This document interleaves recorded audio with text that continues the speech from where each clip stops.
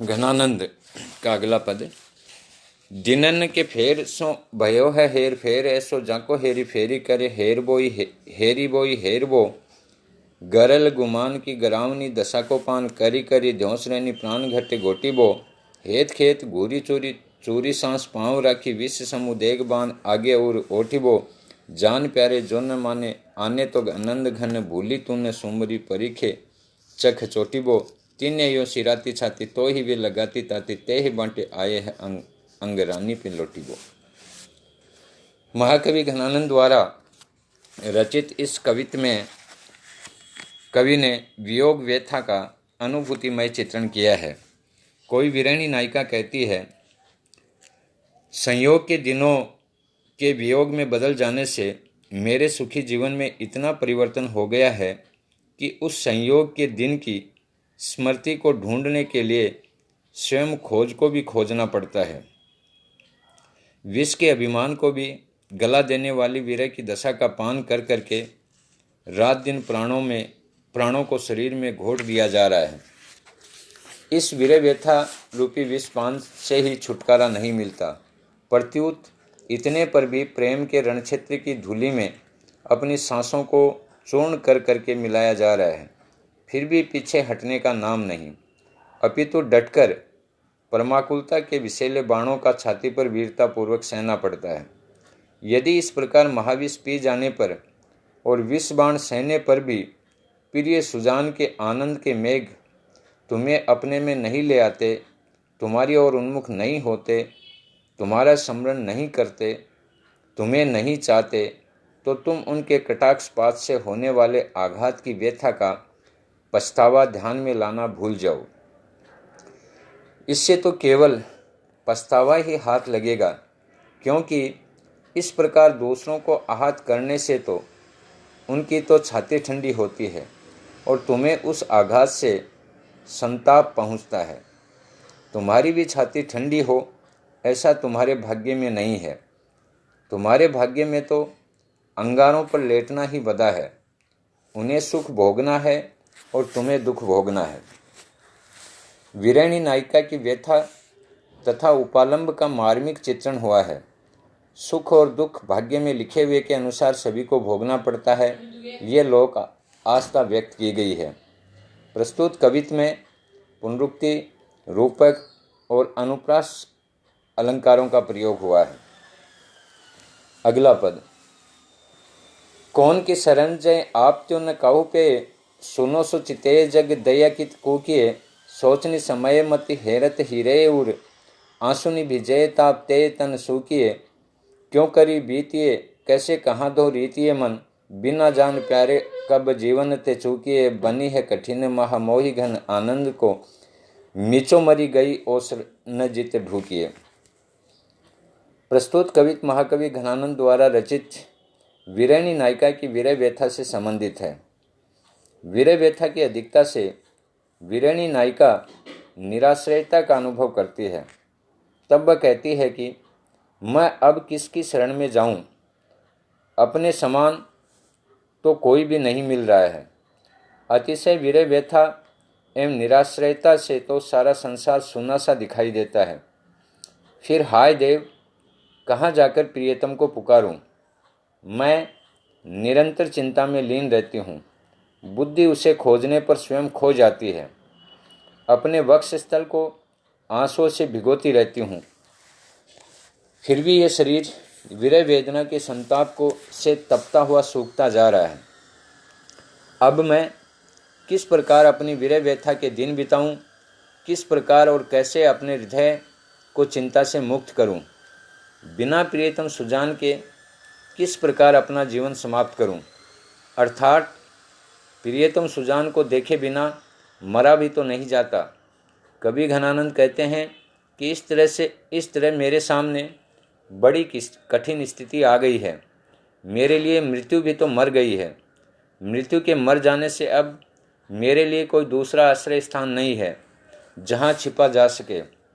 भाव ये है कि वीर वेदना की कठिन स्थिति से में मुझे मृत्यु ही शरण दे सकती थी, किंतु उसकी भी मृत्यु हो गई है, तो और कोई दूसरा शरण स्थल भी नहीं रहा। वियोग की इस विषम दशा में न तो जीवित ही रहा जा सकता है और न ही मरा जाता है। प्रस्तुत कवित्व में नायिका की विषम विरह दशा का मार्मिक चित्रण किया गया है। भाषा की लाक्षणिकता एवं मुहावरों का प्रयोग किया गया है। प्रस्तुत कवित्व में अनुप्रास, काव्यलिंग एवं विषम अलंकारों का प्रयोग किया गया है। विप्रलंग श्रृंगार में यह कवित्व रचा गया है। जासो प्रीति ताई निटराई सो निपट नेह, कैसे करी जी की जरनी सो जताइए, महानिर्दयी दई कैसे के जीवाऊं जीव, बेदन की बडवारी कहाँ लो दुराइए, दुख को बखान करी बो को रस न के होती, ए पे कहूँ वाको मुख देखन न पाइयो, रैन दिन चैन को न लेस कहूँ पेय भाग, आपने ही ऐसे दोष काहि दो लगाइयो। प्रस्तुत कवित्व स्वच्छंद काव्यधारा के कवि घनानंद द्वारा रचित है। इसमें वीरानी नायिका के उपालम भाव का चित्रण किया गया है। वीरानी नायिका अपनी सखी से कहती है कि जिससे प्रेम किया वही प्रेम व्यवहार में एकदम निष्ठुरता का परिचय दे रहा है, तो फिर हृदय की विरह वेदना की जलन को किसे और किस तरह बताया जाए, किस तरह अभिव्यक्त किया जाए।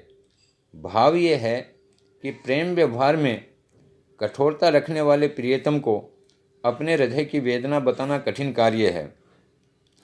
वह प्रियतम तो अत्यधिक निर्दयी है अथवा मेरा भाग्य अतीव निर्दयी है, इसलिए मैं अपनी व्यथित आत्मा को कैसे जीवित रखूं तथा वेदना की बढ़ती हुई दशा को भी कैसे छिपाकर रख सकूं। अपनी विरह व्यथा का वर्णन करने के लिए यदि जीभ होती तो भी उस निर्दयी प्रियतम का मुख क्या कहीं देखना न चाहती। मेरा भाग्य रात दिन लेस मात्र भी चैन कैसे पा सकता है, अर्थात रात दिन उसे चैन नहीं मिल रहा है। ये सारा दोष निर्दयी प्रियतम का है, तो फिर इसका दोष अपने ऊपर न जाने कैसे लगाया जा रहा है। भाव ये है कि विरह वेदना एवं मानसिक अशांति का मूल कारण निष्ठुर प्रियतम का कठोर व्यवहार है, परंतु इसका दोष मुझ पर लगाया जा रहा है, जो कि उचित नहीं है। वीरानी नायिका ने प्रियतम को निष्ठुर निर्दयी बताया है क्योंकि वह उससे नेह लगाकर कहीं दूर चला गया है। नायिका की विवशता एवं मधुर उपालम सशक्त रूप से व्यंजित हुआ है। अनुप्रास, आक्षेप, काव्यलिंग अलंकारों का प्रयोग इस कवित्व में हुआ है। मीत सुजान अनीत करो जिन हा न हुजिए मोहि अमोहि, दिठी को और कहूँ नहीं ठोर, फिरी दृग रावरे रूप की दोही, एक विशास की टेक गहे लगी आस रहे बसी प्राण बटोही, हो घन आनन जीवन मूल दई कित प्यासन मारत मोही। प्रस्तुत कवित्व घनानंद द्वारा रचित विप्रलंग श्रृंगार से संबंधित है। इसमें प्रिय के प्रति प्रेम की एकनिष्ठता तथा अनन्यता का वर्णन करते हुए मार्मिक उपालम दिया गया है। कोई प्रेमिका प्रिय के प्रति अपनी प्रेमनिष्ठता और अनन्यता प्रकट करती हुई प्रार्थना करती है कि हे प्रियतम सुजान, तुम मेरे साथ अन्याय मत करो। मैं हा अर्थात सौगंध खाती हूँ, मुझे मोहित करके तुम मेरे प्रति निर्मोही तथा प्रेमासक्ति से रहित मत बनो। मेरे नेत्रों में तुम्हारे ही रूप की दुहाई फिरी हुई है, अर्थात मेरी आंखों में तुम्हारा ही रूप छाया हुआ है तथा तुम्हारे ही रूप के अतिरिक्त और ऐसा स्थान नहीं है जहाँ या जिस पर मेरी दृष्टि टिक सके। इस तरह तुम ही मेरी दृष्टि के लिए अनन्य आकर्षण हो। मेरे प्राण रूपी पथिक एकमात्र इस विश्वास का सहारा लेकर बसे हुए हैं कि आप पुनः लौट आओगे और मुझे फिर से तुम्हारे दर्शन का लाभ मिलेगा, अन्यथा मेरे प्राण अब तक कभी के निकल गए होते। तुम्हारे विश्वास पर ही मेरे प्राण अब तक अटके हुए हैं। कविवर घनानंद के अनुसार वीरानी नायिका कहती है कि हे प्रिय, तुम अत्यंत आनंद प्रदान करने वाले और मेरे जीवन के आधार हो, फिर क्यों मुझे अपने रूप के प्यास में मारे डाल रहे हो। श्लिष्ट अर्थ इसका यह है कि तुम आनंद वर्षी मेघ तथा जल के भंडार हो, फिर क्यों मुझे प्यासी मारे डाल रहे हो? इसलिए तुम अपने रूप दर्शन से मेरी प्रेम पिपासा शांत करो। प्रस्तुत कवित्व में कवि ने प्रेमिका की अनन्यता एवं व्यथा का सुंदर चित्रण किया है। इसमें प्रेम निष्ठा तथा विरह वेदना अत्यंत मार्मिकता के साथ अभिव्यक्त हुई है। प्रस्तुत कवित्व में मुहावरों का सुंदर प्रयोग हुआ है। हा हा में विप्सा अलंकार है, प्राण बटोही में रूपक अलंकार है, घनानंद जीवन मूल में श्लेष अलंकार का प्रयोग किया गया है।